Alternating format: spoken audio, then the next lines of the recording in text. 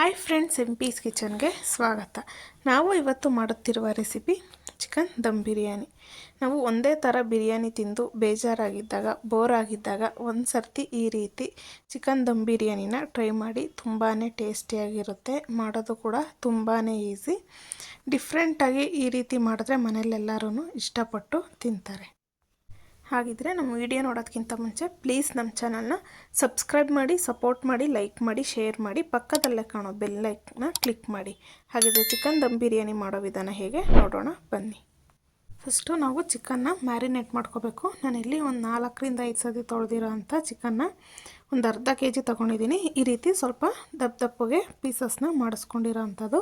ನಾವು ಬಿರಿಯಾನಿ ಮಾಡಬೇಕಾದ್ರೆ ಲೆಗ್ ಪೀಸಲ್ಲೇ ಮಾಡಬೇಕು ಅಂತ ಏನಿಲ್ಲ. ಈ ರೀತಿ ಮನೇಲಿ ಚಿಕನ್ ತಂದಾಗ್ಲೂ ನಾವು ಡಿಫ್ರೆಂಟಾಗಿ ಮಾಡ್ಕೋಬೋದು. ನಾನಿಲ್ಲಿ ಒಂದು ಅರ್ಧ kg ಆಗೋವಷ್ಟು ಚಿಕನ್ನ ತೊಗೊಂಡಿರೋ ಅಂಥದ್ದು. ಸ್ವಲ್ಪ ದಪ್ಪ ತಳ ಇರೋ ಅಂಥ ಪಾತ್ರೆನ ತೊಗೊಂಡ್ರೆ ನಮಗೆ ಬಿರಿಯಾನಿ ಮಾಡೋಕ್ಕೆ ಈಸಿ ಆಗುತ್ತೆ. ಇಲ್ಲಿ ನಾನು ರುಚಿಗೆ ತಕ್ಕಷ್ಟು ಉಪ್ಪನ್ನ ಸೇರಿಸ್ಕೊತಾ ಇದ್ದೀನಿ. ನಾನಿಲ್ಲಿ ಅರ್ಧ kgಗೆ 1.5 ಸ್ಪೂನ್ ಆಗೋಷ್ಟು ಉಪ್ಪನ್ನ ಸೇರಿಸ್ಕೊಂಡಿದ್ದೀನಿ.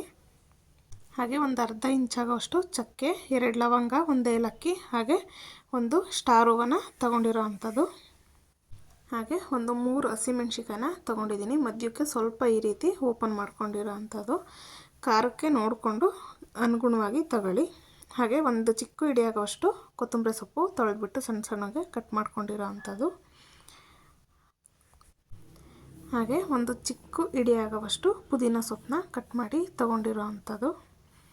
ಇದು ನಾವು ಜಾಸ್ತಿ ಪುದೀನ ಕೊತ್ತಂಬರಿ ಸೊಪ್ಪೆಲ್ಲ ಹಾಕ್ಕೋಬಾರ್ದು, ಅದು ಟೇಸ್ಟ್ ಚೆನ್ನಾಗಿ ಬರೋಲ್ಲ. ಅದಕ್ಕೋಸ್ಕರ ನಾನು ಸ್ವಲ್ಪನೇ ಸೇರಿಸ್ಕೊಂಡಿರೋ ಅಂಥದ್ದು. ಹಾಗೆ ಒಂದು ಚಿಟಕಿ ಅರಿಶಿನ, 1 ಟೀ ಸ್ಪೂನ್ ಆಗೋವಷ್ಟು ಧನಿಯಾ ಪುಡಿ, ಹಾಗೆ ನಾನಿಲ್ಲಿ ರೆಡ್ ಚಿಲ್ಲಿ ಪೌಡ್ರನ್ನ ತೊಗೊಂಡಿದ್ದೀನಿ. ಖಾರಕ್ಕೆ ನಾವು ಮೆಣಸಿಕಾಯಿನೂ ಹಾಕಿರ್ತೀವಿ. ಹಾಗೆ 1.5 ಸ್ಪೂನ್ ಆಗೋವಷ್ಟು ಕಲ್ಲರ್ಗೋಸ್ಕರ ಕಾಶ್ಮೀರಿ ಚಿಲ್ಲಿ ಪೌಡ್ರನ್ನ ತೊಗೊಂಡಿರೋ ಅಂಥದ್ದು. ಹಾಗೆ ಖಾರಕ್ಕೆ ಸ್ವಲ್ಪ ಗುಂಟೂರು ಮೆಣಸಿಕಾಯ್ದು ಖಾರದ ಪುಡಿನ ಸೇರಿಸ್ಕೊತಾ ಇರೋದು. ಹಾಗೆ ಒಂದು ಚಿಟಕಿ ಆಗೋವಷ್ಟು ಗರಂ ಮಸಾಲ, ಹಾಗೆ ಒಂದು ಅರ್ಧ ಟೀ ಸ್ಪೂನ್ ಆಗೋವಷ್ಟು ಶುಂಠಿ ಬೆಳ್ಳುಳ್ಳಿ ಪೇಸ್ಟು, ಹಾಗೆ 1 ನಿಂಬೆಹಣ್ಣ ರಸನ ತೊಗೊತಾ ಇರೋ ಅಂಥದ್ದು. ದೊಡ್ಡದೆಲ್ಲ ಆದರೆ 1 ಹಾಕ್ಕೊಳ್ಳಿ, ಚಿಕ್ಕದಾದರೆ 1.5 ಹಾಕ್ಕೊಂಡ್ರೆ ನಮಗೆ ಸಾಕಾಗುತ್ತೆ. ಹಾಗೆ ಒಂದು 300 ಗ್ರಾಮ್ ಆಗೋವಷ್ಟು ಮೊಸರು. ಹಾಗೆ ನಾವು ಒಂದು 30 ml ಇದೆ, ಇದು ml ಅಲ್ಲಾಗಿದ್ರೆ ನಾನಿಲ್ಲಿ ಒಂದು 3 ಈರುಳ್ಳಿನ ಸಣ್ಣಗೆ ಕಟ್ ಮಾಡ್ಕೊಂಡ್ಬಿಟ್ಟು ಸ್ಲೈಸಾಗಿ ಈ ರೀತಿ ಎಣ್ಣೆಯಲ್ಲಿ ಕರೆದಿಟ್ಕೊಂಡಿರೋ ಅಂಥದ್ದು. ಈಗ ಇದನ್ನು ಇದಕ್ಕೆ ಸೇರಿಸ್ಕೊಳ್ಳೋಣ. ನೀವು 1 kg ಮಾಡೋದಾದರೆ ಸ್ವಲ್ಪ ಜಾಸ್ತಿನೇ ಮಾಡ್ಕೋಬೋದು. ಹಾಗೆ ಇದಕ್ಕೆ ಒಂದು 20 ml ಆಗೋವಷ್ಟು ಆಯಿಲ್ನ ಸೇರಿಸ್ಕೊತಾ ಇರೋ ಅಂಥದ್ದು. ನಾನಿಲ್ಲಿ ಈರುಳ್ಳಿ ಕರೆದಿರೋ ಅಂಥ ಆಯಿಲ್ನೇ ತೊಗೊಂಡಿರೋ ಅಂಥದ್ದು.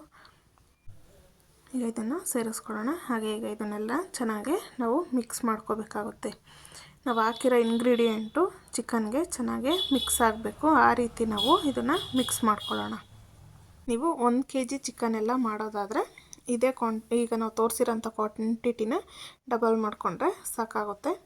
ನೋಡಿ, ಈ ರೀತಿ ನೀವು ಸ್ಪೂನಲ್ಲಾದರೂ ಕಲಿಸ್ಕೋಬೋದು, ಇಲ್ಲಾಂದರೆ ಈ ರೀತಿ ಕೈಯಲ್ಲಾದ್ರೂ ಕಲಿಸ್ಕೋಬೋದು. ನಾವು ಕೈಯಲ್ಲಿ ಕಲಿಸೋದ್ರಿಂದ ಎಲ್ಲದಕ್ಕೂ ಚೆನ್ನಾಗೇ ಹೊಂದ್ಕೊಳ್ಳುತ್ತೆ. ಹಾಗಾಗಿ ನಾವು ಕೈಯಲ್ಲಿ ಕಲಿಸ್ಕೊಂಡ್ರೆ ಒಳ್ಳೆಯದು. ನೋಡಿ, ಈಗ ಎಲ್ಲನೂ ಚೆನ್ನಾಗಿ ಮಿಕ್ಸ್ ಆಗಿದೆ. ಈಗ ಇದನ್ನು ಒಂದು 10 ನಿಮಿಷ ನಾವು ನೆನೆಯೋದಕ್ಕೆ ಬಿಡಬೇಕಾಗುತ್ತೆ. ಲಿಡ್ ಕ್ಲೋಸ್ ಮಾಡಿ ಒಂದು 10 ಮಿನಿಟ್ಸು ನೆನೆಯೋದಕ್ಕೆ ಬಿಡೋಣ. ತುಂಬ ಹೊತ್ತು ಬಿಡಬೇಕು ಅಂತ ಏನಿಲ್ಲ, ಒಂದು 10 ನಿಮಿಷ ನೆನೆಯೋದಕ್ಕೆ ಬಿಟ್ಟರೆ ಸಾಕಾಗುತ್ತೆ. ನೋಡಿ, ಈಗ 10 ನಿಮಿಷ ಆಗಿದೆ. ನಾನು ಅದೇ ಕಡಾಯಲ್ಲೇ ಮಾಡ್ಕೊತಾ ಇರೋ ಅಂಥದ್ದು. ನೀವು ಸ್ವಲ್ಪ ದಪ್ಪ ತಳ ಇರೋ ಅಂಥದ್ದು ಯಾವುದಾದ್ರೂ ಪಾತ್ರೆಯಲ್ಲಿ ಹಾಗೆ ಮ್ಯಾರಿನೇಟ್ ಮಾಡಿಕೊಂಡು ಅದರಲ್ಲೇ ನಾವು ಕುಕ್ ಮಾಡ್ಕೋಬೋದು. ಈಗ ಗ್ಯಾಸ್ ಹಚ್ಕೊಂಡು ನಾವು ಇದನ್ನು ಚೆನ್ನಾಗಿ ಫ್ರೈ ಮಾಡ್ಕೋಬೇಕಾಗುತ್ತೆ. ನಾವು ಲೋ ಫ್ಲೇಮಲ್ಲಿ, ಮೀಡಿಯಮ್ ಫ್ಲೇಮಲ್ಲಿ ಇಟ್ಕೊಂಡೇ ನಾವು ಚಿಕನ್ನ ಚೆನ್ನಾಗಿ ಫ್ರೈ ಮಾಡ್ಕೊಳ್ಳೋದ್ರಿಂದ ನಮಗೆ ಚಿಕನ್ ಅನ್ನೋದು ಚೆನ್ನಾಗಿ ಕುಕ್ಕಾಗಿರುತ್ತೆ, ಒಳಗಡೆ ಎಲ್ಲ ನೀಟಾಗೆ ಬೆಂದಿರುತ್ತೆ. ನಾವು ಇದಕ್ಕೆ ನೀರೇನೂ ಸೇರಿಸ್ಬಾರ್ದು, ಹಾಗೆಯೇ ಕುಕ್ ಮಾಡ್ಕೋಬೇಕಾಗುತ್ತೆ. ಈಗ ಮಿಕ್ಸ್ ಮಾಡಿಕೊಂಡು ಲಿಡ್ ಕ್ಲೋಸ್ ಮಾಡಿ ಒಂದು 10 ನಿಮಿಷ ಕುಕ್ ಮಾಡ್ಕೊಳ್ಳೋಣ. ನೆಕ್ಸ್ಟು ನಾನು ಪಕ್ಕದಲ್ಲಿ ಒಂದು ಪಾತ್ರೆನ ತೊಗೊಂಡಿದ್ದೀನಿ. ಅದಕ್ಕೆ 1.5 ಲೀಟ್ರ್ ಆಗೋವಷ್ಟು ನೀರನ್ನ ಸೇರಿಸ್ಕೊತಾ ಇದ್ದೀನಿ. ನಾವು ಇದು ಅನ್ನನ ಮಾಡ್ಕೊಳ್ಳೋಕ್ಕೋಸ್ಕರ ಈಗ ಇದಕ್ಕೆ 2 ಹಸಿಮೆಣ್ಸಿಕಾಯಿ, ಸ್ವಲ್ಪ ಶಾಯಿ ಜೀರ, 1 ಲವಂಗ, ಹಾಗೆ ಒಂದು ಅರ್ಧ ಇಂಚ್ ಆಗೋವಷ್ಟು ಚಕ್ಕೆನ ತೊಗೊಂಡಿರೋ ಅಂಥದ್ದು. ಈಗ ಇದನ್ನು ಇದಕ್ಕೆ ಸೇರಿಸ್ಕೊಳ್ಳೋಣ. ಹಾಗೆ ಸ್ವಲ್ಪ ಕೊತ್ತಂಬರಿ ಸೊಪ್ಪು ಮತ್ತು ಪುದೀನನ ಸೇರಿಸ್ಕೊತಾ ಇರೋ ಅಂಥದ್ದು. ನಾವು ಆವಾಗಲೇ ಕಟ್ ಮಾಡ್ಕೊಂಡಿದ್ವಲ್ಲ ಚಿಕನ್ ಮ್ಯಾರಿನೇಟ್ ಮಾಡಬೇಕಾದ್ರೆ ತೆಗೆದಿಟ್ಕೊಂಡಿದ್ದು ಅದನ್ನೇ, ಹಾಗೆ ಒಂದು ಏಲಕ್ಕಿನ ಸೇರಿಸ್ಕೊತಾ ಇರೋವಂಥದ್ದು. ಇದು ಚೆನ್ನಾಗಿ ನೀರು ಕುದಿ ಬರಬೇಕು ನೋಡಿ. ಈಗ 10 ನಿಮಿಷ ಆಗಿದೆ. ಲೋ ಫ್ಲೇಮಲ್ಲೇ ಚಿಕನ್ನ ಚೆನ್ನಾಗಿ ಫ್ರೈ ಮಾಡ್ಕೊಂಡಿದ್ದೀವಿ ನೋಡಿ. ಈ ರೀತಿ ಚೆನ್ನಾಗಿ ನೀರೆಲ್ಲ ಖಾಲಿ ಆಗಬೇಕು, ಆ ರೀತಿ ಇದು ಫ್ರೈ ಆಗಬೇಕಾಗುತ್ತೆ. ಚಿಕನಲ್ಲಿ ನೀರು ಬಿಟ್ಟು ಅದ್ರ ನೀರೆಲ್ಲ ಖಾಲಿ ಆಗೋ ರೀತಿ ನಾವು ಕುಕ್ ಮಾಡ್ಕೋಬೇಕಾಗುತ್ತೆ. ಈ ರೀತಿ ಕುಕ್ ಮಾಡ್ಕೊಳ್ಳೋದ್ರಿಂದ ನಮಗೆ ಟೇಸ್ಟ್ ಅನ್ನೋದು ತುಂಬಾ ಚೆನ್ನಾಗಿ ಬರುತ್ತೆ. ಈಗ ಮತ್ತೆ 2 ಮಿನಿಟ್ಸ್ ಇದನ್ನು ಕುಕ್ ಮಾಡ್ಕೊಳ್ಳೋಣ ನೋಡಿ. ಅಷ್ಟರೊಳಗಡೆ ಇಲ್ಲಿ ನೀರು ಚೆನ್ನಾಗಿ ಕಾದಿದೆ. ನಾನಿಲ್ಲಿ ಮುಂಚೆನೇ 15 ನಿಮಿಷಕ್ಕೆ ಮುಂಚೆನೇ ಅಕ್ಕಿನ ಒಂದು 2-3 ಸತಿ ತೊಳೆದ್ಬಿಟ್ಟು ನೆನೆಸಿ ಇಟ್ಕೊಂಡಿದ್ದೆ. ನಾವು ಈ ರೀತಿ ನೆನೆಸಿಟ್ಕೊಳ್ಳೋದ್ರಿಂದ ರೈಸ್ ಅನ್ನೋದು ನಮಗೆ ಉದುದ್ರಾಗಿ ಬರುತ್ತೆ. ಹಾಗೆ ಈಗ ರುಚಿಗೆ ತಕ್ಕಷ್ಟು ಉಪ್ಪನ್ನ ಸೇರಿಸ್ಕೊಳ್ಳೋಣ. ನಾವು ನೀರು ಸ್ವಲ್ಪ ಜಾಸ್ತಿ ಇಟ್ಟಿರೋದ್ರಿಂದ ಉಪ್ಪು ಸ್ವಲ್ಪ ನಾನು 1.5 ಸ್ಪೂನ್ ಆಗೋಷ್ಟು ಸೇರಿಸ್ಕೊತಾ ಇದ್ದೀನಿ. ನಾವು ಉಪ್ಪು ಕಮ್ಮಿ ಹಾಕಿದ್ರೆ ರೈಸ್ಗೆ ಉಪ್ಪಾಗಿರಲ್ಲ, ಅದಕ್ಕೋಸ್ಕರ ಆಮೇಲೆ ಟೇಸ್ಟು ಚೆನ್ನಾಗಿ ಬರಲ್ಲ.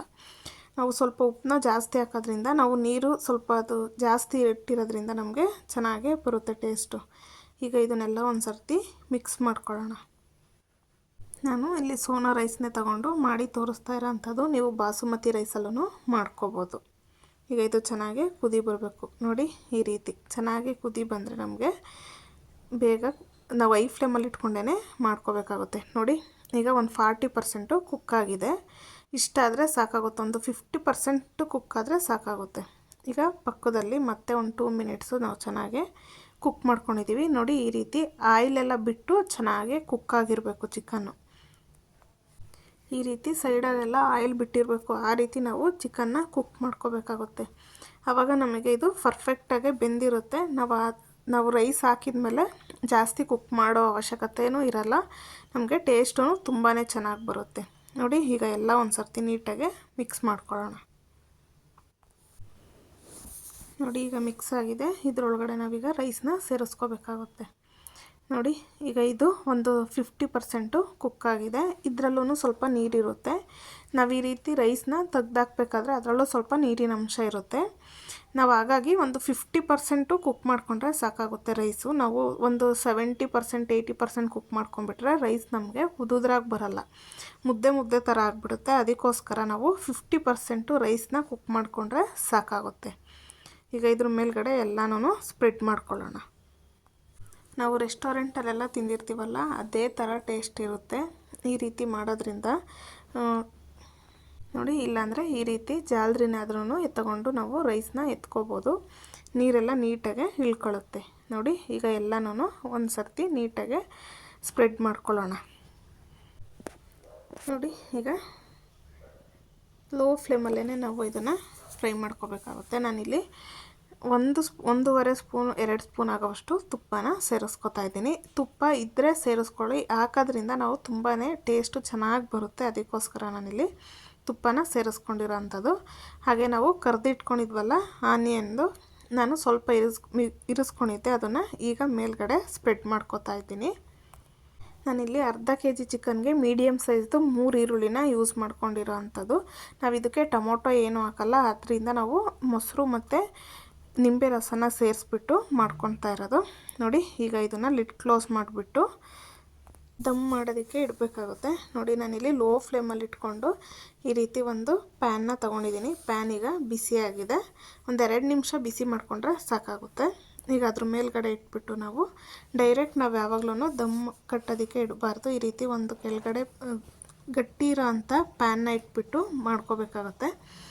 ಈಗ ಅದ್ರ ಮೇಲ್ಗಡೆ ನಾವು ಬಾರಂದೇನಾದ್ರೂ ಒಂದು ಇಟ್ಟರೆ, ನಮಗೆ ಸಾಯಿಲ್ ಪೇಪರ್ ಇಲ್ಲ ಅಂದ್ರೂ ಈ ರೀತಿ ಬಾರಂದಿಟ್ಟರೆ ಸಾಕಾಗುತ್ತೆ. ಈಗ 15 ನಿಮಿಷ ಕುಕ್ ಮಾಡ್ಕೊಳ್ಳೋಣ ನೋಡಿ. ಈಗ 15 ನಿಮಿಷ ಆಗಿದೆ. ನಾವು ಫ್ಲೇಮ್ ಆಫ್ ಮಾಡಿದ ತಕ್ಷಣ ಲಿಡ್ನ ಓಪನ್ ಮಾಡಬಾರ್ದು, ಒಂದು 5 ನಿಮಿಷ ಬಿಟ್ಟು ಓಪನ್ ಮಾಡಬೇಕಾಗುತ್ತೆ. ವಾವ್ ನೋಡಿ ಎಷ್ಟು ಚೆನ್ನಾಗಿ ಬಂದಿದೆ ಅಂತ ಹೇಳ್ಬಿಟ್ಟು ನೋಡಿ. ನಾವು ಈ ರೀತಿ 50% ರೈಸ್ನ ಕುಕ್ ಮಾಡಿ ಸೇರಿಸ್ಕೊಳ್ಳೋದ್ರಿಂದ ಈ ರೀತಿ ಉದುದ್ರಾಗೆ ಬರುತ್ತೆ.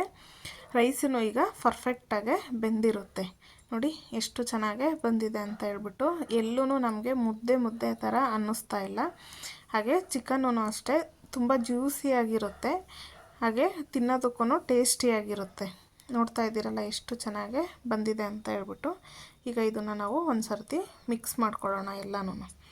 ನಿಮಗೆ ಬಿಸಿದಲ್ಲಿ ಸ್ವಲ್ಪ ಮುದ್ದೆ ಮುದ್ದೆ ಥರ ಅನಿಸ್ಬೋದು, ಆದರೆ ಸ್ವಲ್ಪ ತಣ್ಣಗಾದ್ಮೇಲೆ ತುಂಬಾ ಬಿಡಿಯಾಗೇ ಇರುತ್ತೆ. ನೋಡ್ತಾ ಇದ್ದೀರಲ್ಲ ಎಷ್ಟು ಚೆನ್ನಾಗಿ ಬಂದಿದೆ ಅಂತ ಹೇಳ್ಬಿಟ್ಟು. ರೆಸ್ಟೋರೆಂಟಲ್ಲೆಲ್ಲ ಸಿಗೋ ಥರನೇ ಮಾಡಿ ತೋರಿಸಿರೋ ಅಂಥದ್ದು. ರೆಸ್ಟೋರೆಂಟ್ಗೆಲ್ಲ ಹೋಗಿ ನಾವು ಈ ರೀತಿ ದಮ್ ಬಿರಿಯಾನಿನ ತಿಂದಿರ್ತೀವಿ, ಆದರೆ ಒಂದು ಸರ್ತಿ ಮನೆಯಲ್ಲಿ ಟ್ರೈ ಮಾಡಿ ಎಲ್ಲರೂ ಇಷ್ಟಪಟ್ಟು ತಿಂತಾರೆ, ಸಫಿಷಿಯೆಂಟಾಗೆ ತಿನ್ಕೋಬೋದು. ಹಾಗೆ ಈ ವಿಡಿಯೋ ನಿಮ್ಗೆ ಇಷ್ಟ ಆಗಿದರೆ ದಯವಿಟ್ಟು ಲೈಕ್ ಮಾಡಿ, ಹಾಗೆ ಶೇರ್ ಮಾಡಿ, ಹಾಗೆ ಫ್ಯಾಮಿಲಿ ಫ್ರೆಂಡ್ಸ್ಗೂ ಶೇರ್ ಮಾಡಿ. ನೋಡ್ತಾ ಇದ್ದೀರಲ್ಲ ಎಷ್ಟು ಚೆನ್ನಾಗಿ ಬಂದಿದೆ ಅಂತ ಹೇಳ್ಬಿಟ್ಟು. ನಾವು ಇದ್ರ ಜೊತೆ ಮೊಸರು ಬಜ್ಜಿ ಅಥವಾ ರೈತ ಜೊತೆ ತಿನ್ಕೋಬೋದು, ತುಂಬಾ ಟೇಸ್ಟಿಯಾಗಿರುತ್ತೆ. ಮತ್ತಷ್ಟು ಹೆಲ್ತಿ ರೆಸಿಪಿಗೋಸ್ಕರ ನಿಮ್ಮ ಪೀಸ್ ಕಿಚನ್ನ ಫಾಲೋ ಮಾಡಿ. Thank you for watching. Take care. Bye.